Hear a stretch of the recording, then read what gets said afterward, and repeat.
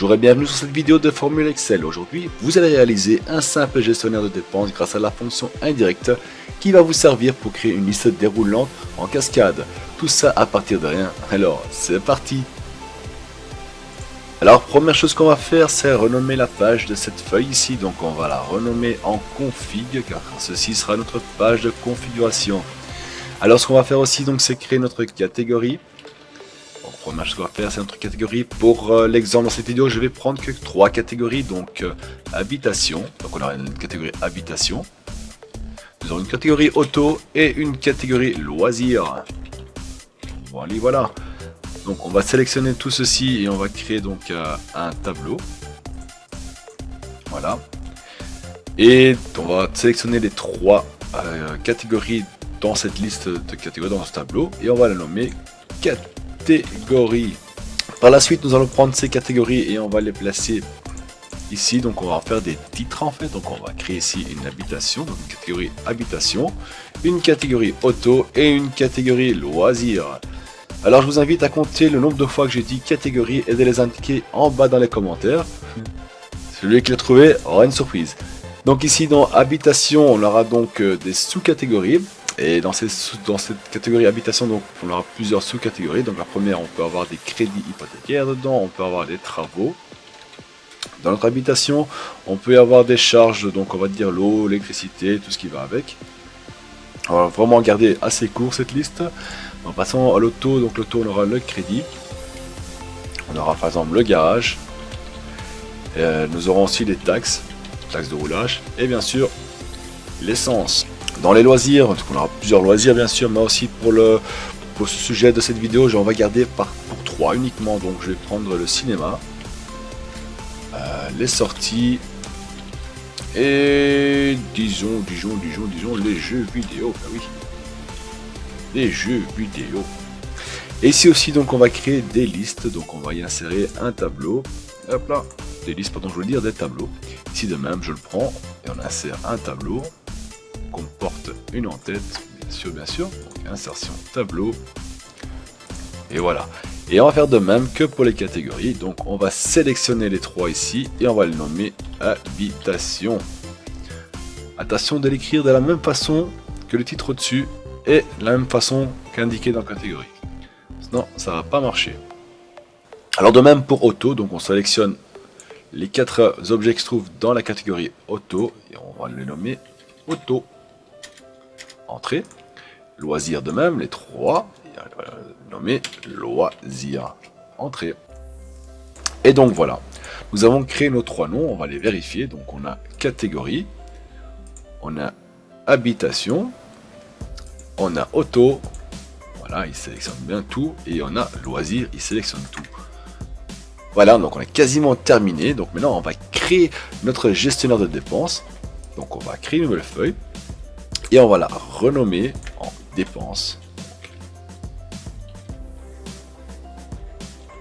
Voilà. Et on va se placer ici, on va mettre la date, parce qu'une dépense aura une date. Et chaque dépense aura une catégorie, bien sûr. N'oublie pas de les compter. Catégorie, on aura aussi des sous-catégories. Le créancier, donc celui-là qu'on va devoir payer. Et bien sûr, la somme à payer. Vous pouvez toujours ajouter ici une remarque ou un commentaire en plus, si vous le souhaitez, mais je ne vais pas le faire ici. On peut agrandir. Hop là, on va un peu revenir en arrière, oui, et on va sélectionner comme ça, et on va agrandir les cellules. Ainsi. Donc ici, une date, on va mettre une date au hasard, disons le 5 mai 2016. Catégorie ici, donc je voudrais avoir une liste qui va chercher les données qui se trouvent là. Donc pour ce faire, nous allons dans données, on va choisir validation des données, on va choisir une liste et puis est égal à catégorie. Et voilà, notre catégorie se trouve ici. Donc tous les objets qui se trouvent là se trouveront ici dans la liste aussi.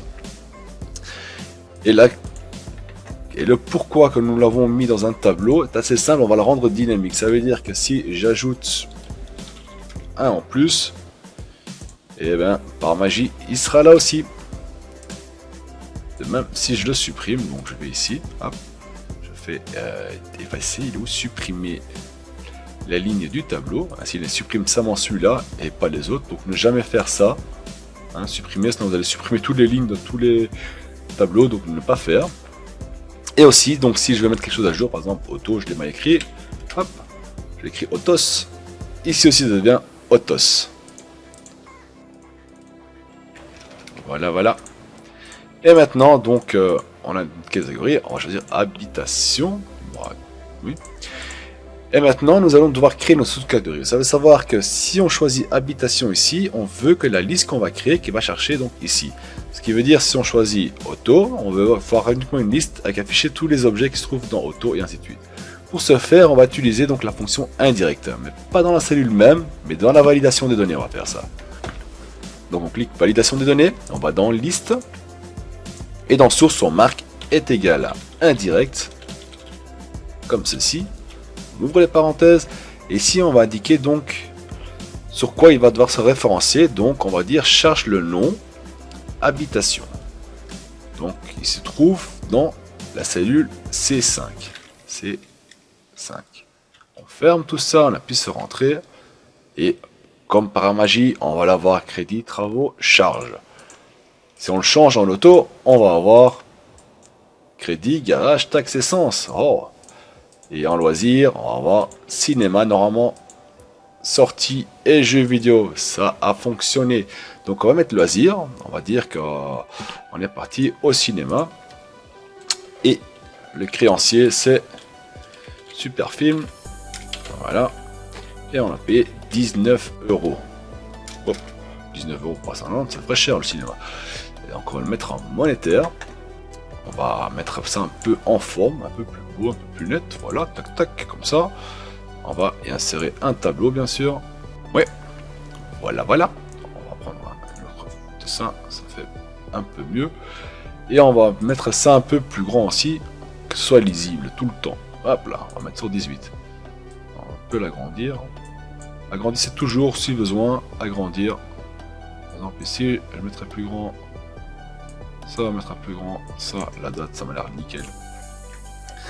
Alors ce qu'on va faire aussi encore, c'est... D'abord, je vais faire ça. Mettre une bordure. Voilà. Bien grosse. Le contour. Oui. Et bien sûr, par la suite, quand on va voir le rempli, je voudrais avoir un total. Donc on va donc cliquer quelque part dans le tableau. Dans création, et on va cocher la case ici, ligne des totaux, et on a le total alors. Tout ce qu'il nous reste à faire, donc c'est ajouter quelques entrées dedans. Donc pour ce faire, on va sur la dernière cellule, donc celle ici de somme, dernière cellule, et on appuie sur la touche tabulation, qui va donc créer une nouvelle entrée ici. Donc ici on peut marquer une date, on peut indiquer par exemple le 6/6/2016, on a fait une auto, et on a dépensé de l'essence dans la voiture. Hein. Je connais les choses par cœur, donc on peut marquer ici, donc choisir auto, on sélectionne essence. Si vous connaissez par cœur, vous l'indiquez. Si vous ne connaissez pas par cœur ce que vous devez indiquer, vous pouvez utiliser la liste déroulante. Par contre, si vous écrivez quelque chose qui n'existe pas, papam, message d'erreur. Donc il faudra passer le bon. Essence, donc disons ouais, benzine man, voilà. Et lui, on a dépensé 55 € de benzine. Donc on remet le feuille, nouvelle entrée. On va dire le 1/6/2016. Alors, habitation. On va choisir l'habitation. On a fait des travaux. C'est Bob, le constructeur, qui nous l'a fait. Il nous a mis un nouveau toit pour 1500 €. Tout. Voilà. Par la suite, nous avons retrouvé une vieille facture du 1er mai 2015. 2015, j'avais dit. Voilà. Donc, on a trouvé une vieille facture d'un garage. Donc, auto. Garage, la réparation de notre Citroën, donc le garage s'appelle le garage. Oh, quel hasard. Et là on a payé 54 €. Et donc voilà, nous avons créé une petite gestionnaire de dépenses. Donc ici on voit vraiment les catégories, les sous-catégories, les créanciers et aussi la somme qui fait vraiment le calcul de toutes les dépenses qu'on a exécutées. On peut tout le temps tout filtrer, donc on peut choisir donc l'année de filtrage, donc je vais voir toutes les dépenses 2016 par exemple, voilà. On peut aussi donc, nouveau dans le filtre, on appuie sur le petit plus qui se trouve là, et on choisit le mois, donc je vais voir uniquement le mois de mai, voilà. Ou je veux seulement voir le mois de juin, donc je fais le même, hop, je choisis juin, et je décoche le mois de mai. Donc j'ai tous les dépenses du mois de mai, mois de juin pardon. On peut effacer le filtre, on peut aussi choisir par catégorie, donc je dis je vais voir toutes les catégories habitation, et donc nous avons donc tous nos dépenses exécutées dans les catégories habitation. On peut faire de même dans les sous-catégories, je vais voir tous les dépenses que j'ai fait en essence, et voilà, on a donc toutes les dépenses en essence. On peut faire de même aussi pour les créanciers. Et aussi ce qu'on peut faire, c'est faire une recherche. On peut rechercher par exemple, on va ici, on va dans recherche et on dit voilà, je cherche super film, voilà, c'est lui que je cherchais, voilà, c'est cette dépense que je cherchais. Et une deuxième chose qu'on peut faire, c'est rechercher aussi une dépense faite, c'est-à-dire on sait, on a dépensé quelque part 55 €, on sait plus en quoi, donc on met 55 € et on a toutes les suggestions. On dit voilà, 55 € c'était auto. Vous allez voir par la suite si votre liste sera plus grande, sera plus facile, donc beaucoup plus intéressant à faire de recherche ainsi. Comme ça vous aurez tous les dépenses, vous avez fait une certaine somme, et pour encore filtrer par mois, si vous dites c'était plus ou moins ce mois-là ou cette année-là, ce sera plus facile aussi. Et donc pour terminer ceci, on va quand même y ajouter un petit truc, on va l'agrandir ça, voilà. On va prendre ceci, on va le fusionner, on va le mettre en noir, et on va écrire en blanc dedans. Et on va marquer donc gestionnaire de dépenses. Voilà, voilà. On va le mettre bien au milieu.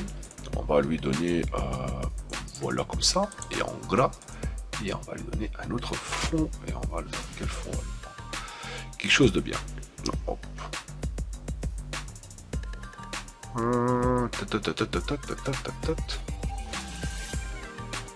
Ouais, ça m'a l'air pas mal ça. On va l'agrandir un peu, un peu plus. On va le faire monter à 80. Un peu plus. 89. Waouh, oui, ça c'est nickel ça. Et voilà. Alors encore une petite dernière chose qu'on peut faire aussi. Hop là. Vu qu'on a mis une bordure, vous voyez, c'est un petit décalage. On va le mettre bien. Donc on va faire un clic droit dessus. On va faire format de cellule, bordure. On va le mettre en noir aussi, un beau noir, hop là, taxe le contour, comme on l'a fait là tout à l'heure. Ainsi, ça revient une ligne droite. Alors, ce qu'on peut faire aussi, donc, c'est d'aller dans affichage. On peut donc enlever le quadrillage, décocher ceci, donc le quadrillage qui se trouve là.